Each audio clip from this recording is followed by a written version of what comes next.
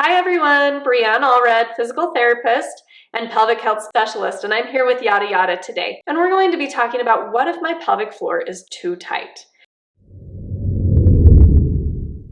Just like any muscle in the body, the pelvic floor can become too tight.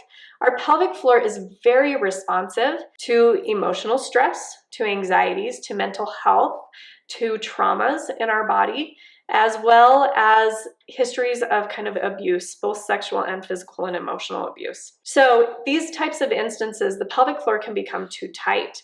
When your pelvic floor is too tight, symptoms may look like difficulties emptying your bladder, hesitancy or a stop-start stream with urination. It may look like recurrent UTIs or kidney infections. It may present in lots of different ways for bladder issues. It can present as difficulties with intercourse. For females, difficulties with penetration or tampon use. For males, difficulties with erection or with premature ejaculation.